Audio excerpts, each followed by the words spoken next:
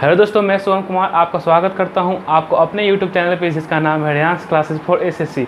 दोस्तों, आज हम लोग एनटीपीसी और ग्रुप डी स्पेशल क्लास करेंगे, जिसमें हमने बहुत ही इंपॉर्टेंट सवाल आपके लिए लाया है और जो कि प्रीवियस ईयर और जो आने वाले एग्ज़ाम, जो एनटीपीसी का एग्ज़ाम होगा, उसमें आपके लिए बहुत ही इंपॉर्टेंट होगा। एनटीपीसी और ग्रुप डी स्पेशल, आप हमारे हेडलाइन से पता लग सकता है आप लोगों को कि मैंने क्या लिखा है, एनटीपीसी ग्रुप डी स्पेशल। ठीक है दोस्तों, तो हम लोग बिना समय वेस्ट किए ही हम लोग आज बढ़ते हैं अपने पहले सवाल की ओर, क्योंकि अब पढ़ने का समय गया, अब हमें रिवीजन करने की बारी है। तो रिवीजन करते हैं हम लोग अपने पहले सवाल से। तो ये पहला सवाल जो है, हम रैंडमली क्वेश्चन लेकर आए हैं, किसी एक टॉपिक पे नहीं, रैंडमली क्वेश्चंस हैं जो कि आपके एग्जाम के लिए बहुत ही इंपॉर्टेंट होगा। ठीक है, तो पहला सवाल आपका सिंपल इंटरेस्ट और कंपाउंड इंटरेस्ट से है, जो कि साधारण ब्याज और चक्रवृद्धि ब्याज पे है। हम पहले ही आपको बता रहे हैं कि हम हिंदी में सवाल इसीलिए लिखते हैं ताकि हिंदी मीडियम और इंग्लिश मीडियम दोनों बच्चे इस मैथ को समझ पाएंगे। ठीक है, चलिए। कह रहा है कि एक निश्चित धनराशि पर साधारण ब्याज एक निश्चित दर से 2 वर्षों में 1200 रुपये है। कह रहा है कि एक निश्चित धनराशि, हमें पी नहीं पता है, प्रिंसिपल हमें मूलधन पता नहीं है। कह रहा है कि कोई धनराशि है साधारण ब्याज एक निश्चित दर से, हमें दर भी पता नहीं है, रेट भी पता नहीं है, और कह रहा है कि 2 वर्षों में तो कितना हो जाता है 1200। ये कितना हो जा रहा है 1200, मतलब साधारण ब्याज कितना हो जा रहा है, कुछ हमारे प्रिंसिपल हमें पता नहीं है, हमें मूलधन पता नहीं है, हमें दर पता नहीं है, और जिसे हम रेट बोलते हैं इंग्लिश में, सिर्फ टाइम पता है, और हमारा क्या दिया हुआ है, साधारण ब्याज दिया हुआ है। फिर कह रहा है कि उसी धनराशि का, मतलब उसी धनराशि का, ठीक है, चक्रवृद्धि ब्याज साधारण ब्याज की दर से, मतलब रेट भी वही जो साधारण ब्याज में था, वही चक्रवृद्धि ब्याज में दर है। ठीक है, वो 2 वर्षों में, टाइम भी क्या है, सेम है, 2 वर्षों में 1290 हो जाती है। कितना हो जाता है 1290 हो जाता है। तो बताओ मूलधन कितना होगा, बताओ मूलधन क्या होगा। अब इसे मूलधन निकालना है, आपको रेट भी निकालने के लिए कह सकता है। तो हम लोग क्या कर सकते हैं, अब इसे हम लोग क्या करेंगे, अब हम लोग अच्छे से समझेंगे कि इस मैथ को कैसे बनाएंगे शॉर्टकट में, क्योंकि अब पढ़ने का समय गया, अब हमें रिवीजन करना है। ठीक है, इसमें एक फॉर्मूला यूज़ कीजिएगा, जब भी ऐसा मैथ कहेगा तो इसमें एक फॉर्मूला यूज कर सकते हैं। क्या, SI² by 4 into CI minus SI। इसी को हम लोग अगर हिंदी में लिखेंगे तो क्या लिखेंगे, साधारण ब्याज का वर्ग में 4 इंटू चक्रवृद्धि ब्याज और माइनस साधारण ब्याज। ठीक है दोस्तों, हम क्या लिखे हैं, SI² इन बाय में 4 इंटू CI माइनस SI। इतना तो आप लोगों को इंग्लिश पता होगा, SI simple interest, CI compound interest. हमने हिंदी में भी यहाँ लिख दिया है क्या, कि देखिएगा कि साधारण ब्याज का स्क्वायर SI लिखे हैं हमने 4 CI की जगह चक्रवृद्धि ब्याज माइनस साधारण ब्याज। अब इसको हम लोग वैल्यू पुट करके देखते हैं। देखिए क्या, SI कितना है दोस्तों, हमारा SI हमारा है 1200। तो 1200 का स्क्वायर कितना होगा, 1200 इंटू 1200। ठीक है, 4 into CI minus SI, compound interest कितना है हमारा, चक्रवृद्धि ब्याज 1290 और साधारण ब्याज 1200। तो कितना आ गया 1200। हम यहाँ लिख देते हैं आप लोगों को कि ज़्यादा आपको आसानी से देखिए, 1200 गुना 1200, 4 इंटू 90 या 4 गुना 90, आपको दिख गया। अब इतना आसान कैलकुलेशन है, आप आराम से काट सकते हो। इसको 300 बार में काट दो, इसे आप लोग काट दो 33 जा 40, 400, इसे काट दो 10 बार में, आंसर कितना आ गया, मतलब मूलधन हमारा कितना आ गया दोस्तों। देखिएगा मूलधन हमारा आ गया, कितने आसानी से मूलधन आ गया। इस मैथ को अगर बनाने जाइएगा, मेरा बात मानिए, इसको मैथ को बनाने जाइएगा कोई भी तरीका से तो लंबा जाएगा, इससे ज़्यादा लंबा जाएगा। सबसे छोटा तरीका आपका ये है कि आप एक फॉर्मूला अप्लाई कर देना, क्योंकि ऐसा सवाल आपका आ चुका है और आ भी सकता है। ऐसा सवाल केवल आपका एनटीपीसी में नहीं, ग्रुप डी में भी आपका ऐसा सवाल आ सकता है, और रेलवे से जितने भी जुड़े सवाल हैं, मीन एग्जाम होते हैं, सभी में ऐसे सवाल पूछे जाते हैं। ठीक है, तो आप देख सकते हैं कि इस फॉर्मूले को हम लोग लिखें क्या, SI² by 4 into CI minus SI। Simple interest साधारण ब्याज का वर्ग बाई बटा 4 गुना चक्रवृद्धि ब्याज, हम अच्छे से लिख देते हैं चक्रवृद्धि ब्याज माइनस साधारण ब्याज। क्या दोस्तों? साधारण ब्याज। इस फॉर्मूले को हम लोग क्या किए, यहाँ लिखे, क्या पहले हम लोग इसको यहाँ लिखे साधारण ब्याज 1200 इंटू 1200 क्योंकि वर्ग था, फिर हमने बाई में 4 into 1200 CI minus SI compound interest 1290 और साधारण और सिंपल इंटरेस्ट 1200 हमने यहाँ फिर आगे किया। देखिएगा हमने इसको सॉल्व किया तो कितना है 4000 आ गया हमारा। आप चाहिएगा तो इससे भी अच्छे से आप क्या कर सकते हैं, काट सकते हैं और आप आपका आंसर ला सकते हैं। अगर इस पर प्रैक्टिस आप कर लेते हैं इस फॉर्मूले को ऐसे सवाल पे, तो आपका ये सवाल विदिन 15 से कम समय में आपका ये बन जाएगा और आपको मार्क्स दे देगा। ठीक है दोस्तों, अब हम लोग देखिएगा, अब हम लोग देखते हैं अपना दूसरा सवाल जो कि आपके लिए बहुत ही इंपॉर्टेंट होगा। तो हम लोग बढ़ते हैं अपने दूसरे सवाल की ओर, जो कि हमारा क्या है, आयु से संबंधित सवाल है। जो कि आप लोग इस सवाल को देख रहे होंगे तो आपको पता चल रहा होगा कि कितना अच्छा सा सवाल हम आपके लिए लेकर आए हैं, जो कि आपके आने वाले एग्जाम में जो रेलवे के उसमें बहुत ही अच्छा होगा। तो देखिए दोस्तों, पहला सवाल कह रहा है आज का हमारा दूसरा सवाल कि 6 साल पहले P और Q दो आदमी का उम्र कितना है। रेशियो में दिया हुआ है 3:2। दो आदमी हैं, P और Q दो व्यक्ति हैं, उनकी आयु का अनुपात 3:2 है। फिर कह रहा है कि 4 साल बाद, 4 वर्ष बाद उसकी आयु का अनुपात 8:7 हो जाता है, मतलब 8:7 हो जाता है।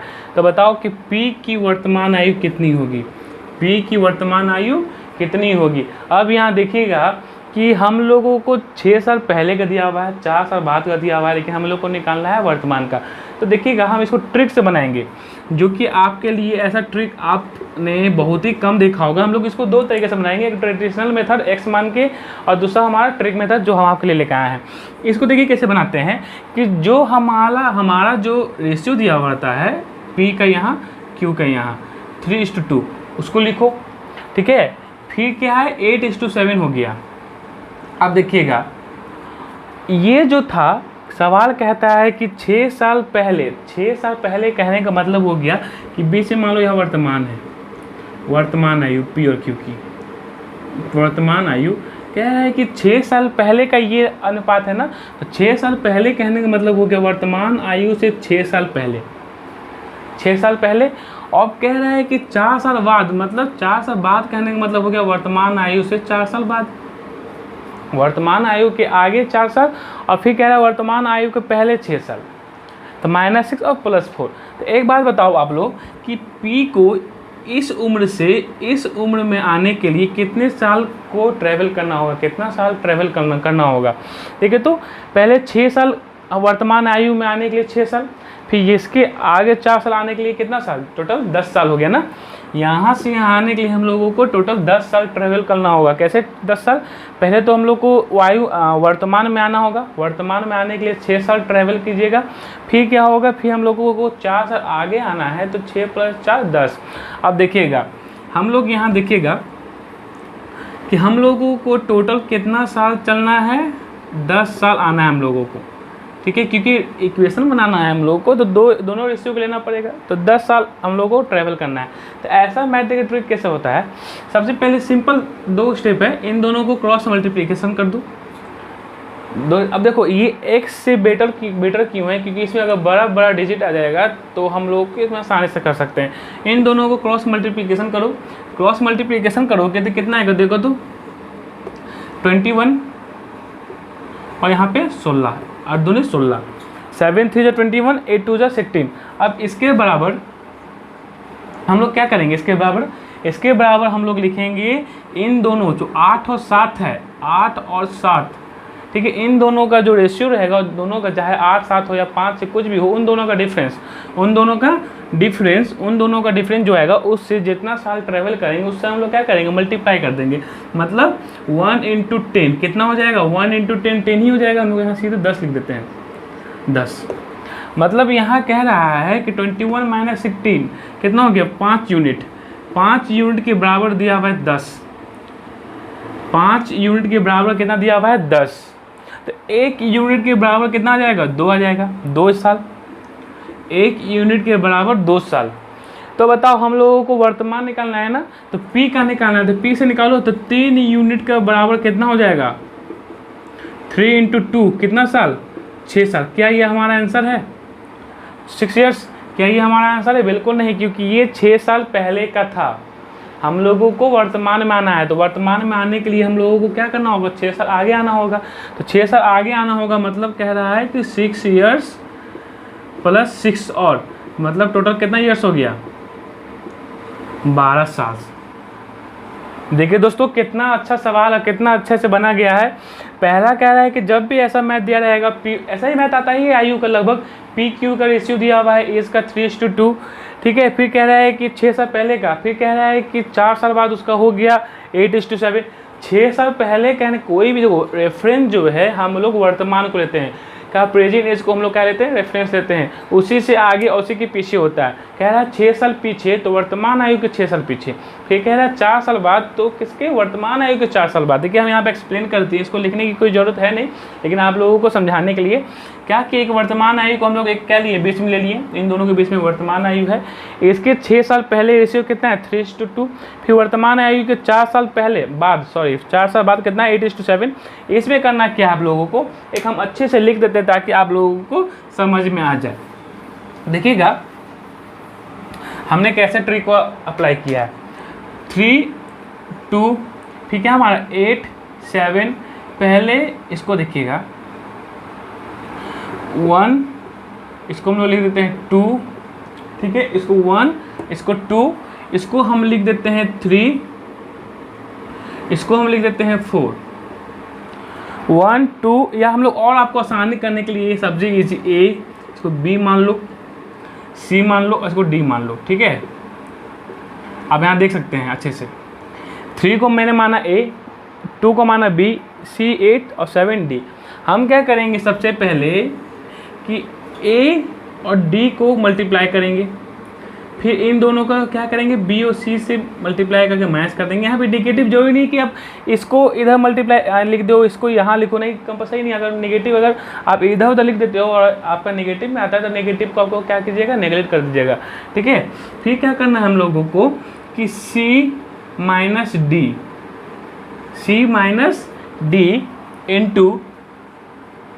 इंटू क्या, इंटू टाइम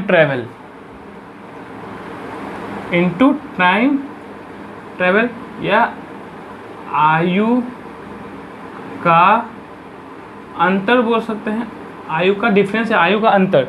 कह रहा है कि देखिए अब इसमें टाइम ट्रेवल का मतलब क्या हो गया कि यहाँ देखिएगा कि ये 6 साल पहले का था, ये 4 साल बाद का था, तो हम लोग वर्तमान के 6 साल पहले यहाँ पे और वर्तमान के 4 साल बाद आना है हम लोगों को, तो 10 साल, क्योंकि प्रेजेंट में आने के लिए 6 साल, फिर उसके आगे आने के लिए 10 साल। तो अभी हमने बताया था आपको, देखिए तो 10 साल, यही हमारा टाइम ट्रैवलिंग हो गया, आयु का अंतर हो गया। तो इन दोनों को डिफरेंस करके क्या कीजिएगा, मल्टीप्लाई कर दीजिएगा। तो देखिएगा तो A इंटू डी कितना आया, 21, B इंटू C कितना आ गया, 16, और इन दोनों का डिफरेंस 1 इंटू 10 कितना आ गया, 5 यूनिट। ये यूनिट आता है हमारा इक्वल टू 10 ईयर्स। यहाँ देखिए हमने यहाँ लिखा है 5 यूनिट और 10 ईयर्स, 10 ईयर्स यहाँ लिख देते हैं, 10 ईयर्स। हमने 5 से 10 काटा, 2 यूनिट, मतलब 1 यूनिट के बराबर आ गया 2, तो 3 यूनिट के बराबर आ गया 6। तो 3 जो था हमारा 6 साल पहले का आयु था, हम लोग आगे 6 साल जाएंगे क्योंकि वर्तमान का निकालना है, तो 6 + 6 12 साल। पी का जो हमारा एज आ गया कितना साल आ गया, 12 साल आ गया। आप यहाँ से क्या कर सकते थे, बी का भी जो हमारा क्यू है उसका भी निकाल सकते थे आप, ठीक है। इसको ठीक है, हम समझाने के लिए यहाँ पे A B और C D इस्तेमाल किए हैं। अब चलिए वो ट्रेडिशनल मेथड से बनाते हैं। ट्रेडिशनल मेथड मतलब x बना के मिलकर लगा के बनाते हैं। देखिएगा, आई होप आपको ये मैं समझ में आ रहा होगा। अगर समझ में आ रहा होगा तो हमारे वीडियो को लाइक कीजिएगा, ज़्यादा से ज़्यादा शेयर कीजिए दोस्तों, हमारे वीडियो को लाइक कीजिए और हमारे चैनल को सब्सक्राइब कीजिए, क्योंकि बहुत ही बेहतरीन सवाल बन रहा है आप लोगों का।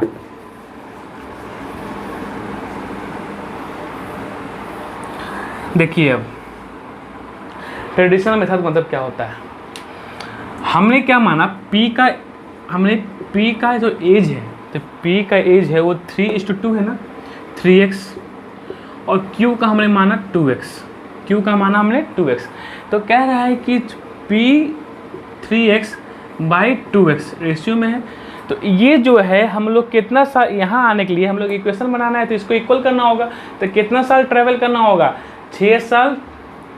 यहाँ मान लो वर्तमान है, ये वर्तमान एज हमारा है, वर्तमान एज है, ये 6 साल पहले है यहाँ पे, ये यहाँ पे 6 साल पहले है एज इसका, और यहाँ से 4 साल बाद का एज है। तो यहाँ से यहाँ आने के लिए कितना साल क्लाइम करना होगा, यहाँ से यहाँ तक 6, फिर 6 + 4 10 साल हम लोगों को क्या करना होगा, ट्रैवल करना होगा। यही हम आप लोगों को समझा रहे हैं, ठीक है। अब देखिएगा +10 + 10। अब बहुत लोग क्या करेंगे कि 4 साल 6 साल पहले का बात कह रहा है, फिर 4 साल बाद कहने का कह रहा है, तो आप सीधे वहाँ क्या करेगा, दोनों को डिफरेंस करके 2 लिख देगा, लेकिन वो गलत हो जाएगा, सीधे गलत हो जाएगा, ठीक है। ये मेथड हम आपको बोल रहे हैं, आपको ये मेथड हम बता रहे हैं कि इसको बोलते हैं ट्रेडिशनल मेथड। तो क्या होगा देखिएगा, क्रॉस मल्टीप्लिकेशन कर दो तो 7 3 21x। अगर आपका कैलकुलेशन स्ट्रॉन्ग है तो आप डायरेक्ट ऐसे भी कर सकते हैं। देखिएगा कितना आ गया, x के बराबर 2, x बराबर 2 आ गया, x बराबर 2 आ गया। तो p का निकालना है, तो 6 साल पहले का उम्र कितना हो गया इसका, p का 6 साल। तो हम लोगों को वर्तमान आयु निकालना है, वर्तमान। तो वर्तमान आयु कितना हो जाएगा उसका, p का वर्तमान आयु 6 साल, उसमें और ऐड कर देंगे। तो 6 + 6 = 12। 12 साल क्या हो गया हमारा, पी का वर्तमान आयु हो गया। इस मेथड से आपको अच्छा लगे तो बनाइए, उस मेथड से बनाइए तो बनाइए, क्योंकि वो जो ट्रिक वाला मेथड है वो बहुत अच्छा मेथड है। अगर आपको प्रैक्टिस हो जाता है तो उस मैथ को आप बहुत ही कम समय में बना सकते हैं, इंस्टेड ऑफ इट, मतलब इसके बदले में। चलिए अब हम लोग बढ़ते हैं अपने अगले सवाल की ओर। हाँ तो दोस्तों देखिए, तो आप लोगों के सामने आया है आपका अगला सवाल। तो इसको आप लोग क्या कीजिए, अगर आता है आप लोगों को तो वीडियो पॉज कीजिए, और पॉज करने के बाद आप इसे सॉल्व करने का कोशिश कीजिए। तो अब वाकई तो हम हैं ही। तो देखिए कह रहा है कि एक दुकानदार एक वस्तु को 320 रुपये में 320 रुपये अंकित करता है, 320 रुपये अंकित करता है, यदि 10% की छूट के बाद भी उसे 20% का लाभ होता है तो क्रय मूल्य कितना होगा। सवाल कह रहा है कि एक दुकानदार है, वो अपने कॉस्ट प्राइस मतलब क्रय मूल्य को बढ़ाकर क्रय मूल्य को बढ़ा दिया, ठीक है। अब बढ़ाकर कितना कर दिया, 320 रुपये कर दिया। अब कितना हमारा क्रय मूल्य था ये नहीं पता हमें। कह रहा है कि अंकित करने के बाद भी उसे अगर वो 10% का छूट देता है, अगर इतना अंकित कर दिया, कितना अंकित कर दिया, तो 320 रुपया, उसके बाद वो 10% का छूट देता है। 10% का छूट देने के बाद भी उसे कितने का लाभ होता है, 20% का लाभ होता है। तो कह रहा है कि ऐसे आप क्रय मूल्य निकालिए, ठीक है। तो देखिएगा इसको हम एक रिलेशन की तौर पे लिखते हैं कि देखिए कैसे बनता है, क्रय मूल्य गुना लाभ। यहाँ देखिएगा 100 प्लस लाभ प्रतिशत बटा 100, फिर क्या लिखेंगे हम लोग, अंकित मूल्य गुना छूट माइनस 100 माइनस छूट बटा 100। देखिएगा आपके सामने हम इस सवाल के लिए एक रिलेशन लेकर आए हैं क्या, कि क्रय मूल्य इंटू 100 प्लस लाभ % बाई 100, अंकित मूल्य गुना 100 माइनस छूट प्रतिशत बटा 100। अब इस सवाल को देखिएगा, आपको लग रहा होगा ये बहुत लंबा चौड़ा है, नहीं, आप इसको अगर देखिएगा ऐसे मैथ को तो बहुत ही आसानी से सॉल्व कर सकते हैं। क्रय मूल्य कितना है हमारा नहीं पता, तो मान लो x गुना 100 प्लस लाभ प्रतिशत 100, और लाभ कितना है हमारा देखिएगा 20, लाभ कितना है हमारा 20, 100 प्लस 20 120। अंकित मूल्य कितना है हमारा, यहाँ पे 100 लिखिए, अंकित मूल्य कितना है हमारा 320, और छूट कितना है हमारा 100 माइनस छूट, मतलब 100 कितना है हमारा 100, और छूट कितना है हमारा 10 छूट है। 100 को 10 से माइनस करेंगे तो कितना आएगा 90 बटा 100। देखो 100 से 100 तो कट जाएगा, 100 लिखने की जरूरत है नहीं, हमेशा नीचे 100 ही होगा, तो क्या होगा कट जाएगा, ठीक है। तो 100 लिखने की जरूरत नहीं है। अब देखिएगा अब देखिए कितना आसान इक्वेशन आ गया इसको सॉल्व करने का। देखिए 43 जा 48 जा 240। हमारा क्रय मूल्य कितना आ गया? 240। देखिए कितना बेहतर सवाल था। आप लोगों को ऐसा सवाल आपको आएगा ना तो केवल आपको ये नहीं लगाना, आपको सिर्फ दिमाग में आ जाएगा क्रय मूल्य है तो क्रय मूल्य को लिखो, जो निकालना है क्रय मूल्य 100% जो लाभ होगा, लाभ को 100 से ऐड करके लिख देना सीधे 100। जो अंकित मूल्य रहेगा, अंकित मूल्य जैसे 320 है, छूट है 10, छूट में से 100 से 10 माइनस कर दो 90, 100 नीचे लिखने की जरूरत है नहीं क्योंकि 100 से 100 कट जाएगा, फिर हमारा क्या हो जाएगा? आंसर आ जाएगा। ये बहुत ही बेहतरीन कंसेप्ट है, आपको ऐसा कंसेप्ट आपको नहीं दिखेगा। ठीक है, तो आप इस वीडियो को, हमारे वीडियो को लाइक कीजिएगा, हमारे चैनल को सब्सक्राइब कीजिएगा ऐसे। ठीक है, हम लोग और NTPC स्पेशल और ग्रुप डी स्पेशल लाएंगे वीडियो, तो आप इसे देखिएगा। और हाँ, आप जीके का अगर आपको प्रैक्टिस करना है, जीके की तैयारी करना है, तो आप हमारे चैनल पर ही आप जीके को पढ़ सकते हैं। ठीक है, तो ये सवाल कितने अच्छे से बना आप देख सकते हैं। ठीक है, तो अब हम लोग बढ़ते हैं अपने नेक्स्ट सवाल की ओर। अब देखिएगा, हमें एक सवाल लिखा है जो विभाजन से संबंधित है कि आप इस मैथ को, ऐसा सवाल जो है आपको केवल रेलवे में नहीं SSC के एग्जाम में भी पूछे जाते हैं। तो आप अगर SSC के कैंडिडेट हैं तो आप इस वीडियो को देख सकते हैं। ठीक है, तो देखिएगा, कह रहा है कि R019 डिवाइड 11, तो बताओ कि R का वैल्यू क्या होगा। अगर हम इस नंबर को R019 को डिवाइड कर दें 11 से, तो बताओ कि R क्या होगा। और हाँ दोस्तों, आप लोगों को एक और बात बताना है कि देखिएगा कि जो मैथ है, ये तो मैथ हम लोग का चल रहा है, आप लोगों के लिए हम रीजनिंग का भी क्लास लाएंगे कुछ दिन आने वाले 1-2 दिन में, तो आप उसको भी देखिएगा। ठीक है, और हमारे चैनल को सब्सक्राइब कीजिए, ज़्यादा से ज़्यादा शेयर कीजिए। ठीक है, तो ऐसे सवाल को कैसे बनाते हैं? तो 11 का जो विभाजन का जो एक क्या बोल सकते हैं नियम होता है, विभाजिता का नियम होता है क्या कि देखिएगा, देखिए हम लिख देते हैं, इसी से समझते हैं हम लोग। क्या करते हैं कि अल्टरनेट नंबर का जो डिफरेंस होना चाहिए वो 0 चाहे क्या होना चाहिए? 11 का मल्टीपल होना चाहिए। 0 या 11 का मल्टीपल होना चाहिए। जैसे कि अल्टरनेट नंबर मतलब यहाँ से यहाँ, ठीक है, फिर यहाँ से यहाँ। अगर दूसरा नंबर आता तो यहाँ से यहाँ बढ़ते, लेकिन हम लोगों को सिर्फ यही 4 ही डिजिट है। तो देखिए, तो इसका ठीक है। अब देखिएगा 0 + 9 माइनस, ठीक है, 1 + R। ये नियम होता है कि जो अल्टरनेट नंबर का सम होता है, ठीक है, उन दोनों का डिफरेंस क्या होना चाहिए? 0 होना चाहिए, 0 या 11 का मल्टीपल या 11 का गुणांक होना चाहिए। ठीक है, अब देखिएगा, अब यहाँ पे 0 + 9 9 हो गया, माइनस।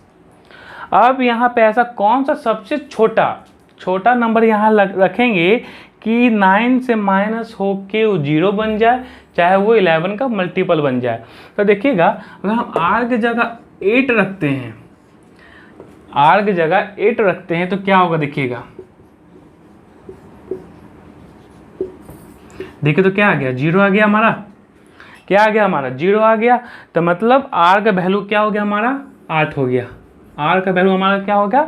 8 हो गया। मतलब फिर से एक बार सुनिएगा कि 11 का एग्जाम में बहुत ही मात्रा में पूछा जाता है कि 11 का सवाल कि 11 से कोई नंबर डिवाइड हो रहा, बताओ कि कितना R का वैल्यू होगा, P का वैल्यू होगा। यहाँ पे 4 डिजिट है, आगे आपको 5 डिजिट 6 डिजिट आएगा, तो उससे कोई मतलब नहीं है। हम लोग एक बार अगर सीख जाते हैं ये प्रोसेस, तो हम लोग कितना भी बड़ा डिजिट है हम लोग बना लेंगे। हम लोग क्या करेंगे, यहाँ से स्टार्ट करके अल्टरनेट नंबर निकल लेते हैं।